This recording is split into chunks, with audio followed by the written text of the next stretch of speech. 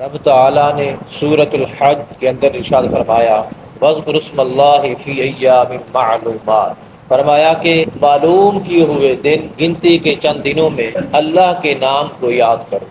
اللہ کے نام کو یاد کرو۔ حضرت عبداللہ بن عباس رضی اللہ تعالیٰ عنہ اور حضرت مجاہد جو سید التابعین، بہت بڑے محدث تھے، جب ان شخصیات سے اس آیت کی تشریح یا تفسیر کے متعلق پوچھا گیا اور سوال کیا گیا کہ ایام معلومات کون سے دن ہیں، تو انہوں نے فرمایا ذو الحجہ کے پہلے 10 دن ہیں۔ یعنی اللہ تبارک و تعالی نے ذو الحجہ کے پہلے 10 دنوں میں اپنے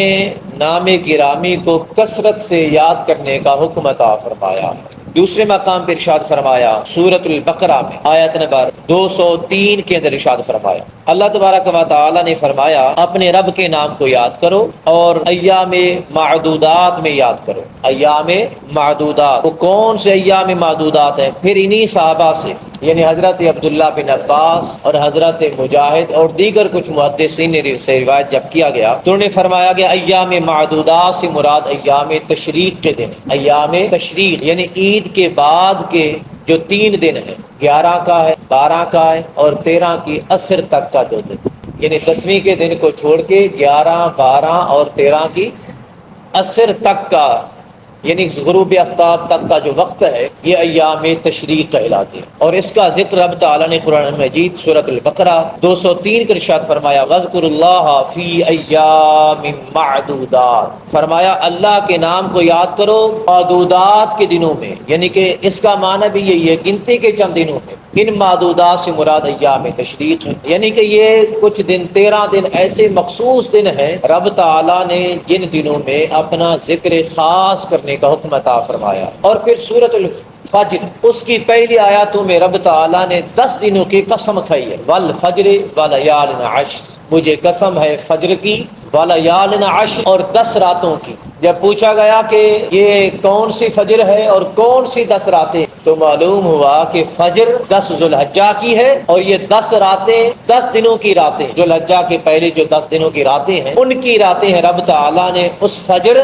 اور پچھلی پوری 10 راتوں کی رب تعالیٰ نے قسم کھائی ہے۔ تو یاد رکھے گا رب کریم جس چیز کی قسم کھاتا ہے وہ کوئی عام چیز نہیں ہوتی، وہ عظمت والی چیز ہوتی ہے، تو رب کریم قسم کھاتا ہے۔ فرمایا والفجر ولیال عشر، 10 ذو الحجہ کے فجر کی بھی قسم ہے اور 10 راتوں کی بھی قسم ہے۔ رب تعالیٰ نے ان 10 راتوں کی قسم کھا کے ہمیں ان 10 راتوں کی عظمت بیان فرما دی، اور پھر فرمایا کہ ان 10 راتوں میں اور ان 10 دنوں میں، 10 راتوں کے جو دن ہیں ان میں کثرت سے اپنے رب کے نام کو یاد کرو، کثرت سے ذکر کرو، کثرت سے اس کو یاد کرو، عبادات کرو۔ اور پھر ایام معدودات، یہ ایام معلومات، ان دنوں میں اللہ تعالیٰ کو یاد کرو، اللہ کے نام کو یاد کرو۔ یہ مختلف تسبیحات ہیں، اللہ اکبر، اللہ اکبر، لا الہ الا اللہ، اللہ اکبر، اللہ اکبر وللہ الحمد، یہ تسبیحات۔ آقا علیہ الصلوۃ والتسلیم نے فرمایا جس نے سبحان اللہ پڑھا تو رب تعالیٰ اس کو اتنا اجر عطا فرماتا ہے، اتنا اجر عطا فرماتا ہے،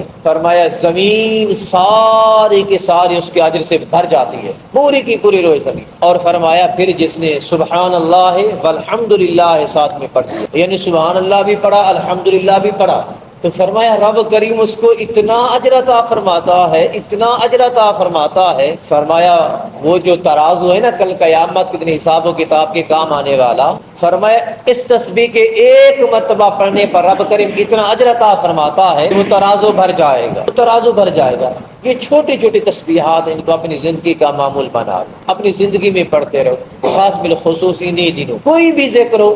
درود شریف ہے درود شریف پڑھتے رہو۔ یہ ایام تشریق اور ایام معلومات، میں دوبارہ عرض کر رہا ہوں، ایام معلومات 10 دن ہیں ذو الحجہ کے پہلے، ایام معدودات ایام تشریق ہے جو 11، 12، 13 کا دن ہے، اس میں اللہ رب العزت کا کثرت سے ذکر کیا۔ اور پھر 9 ذو الحج کی صبح سے فجر کی نماز کے بعد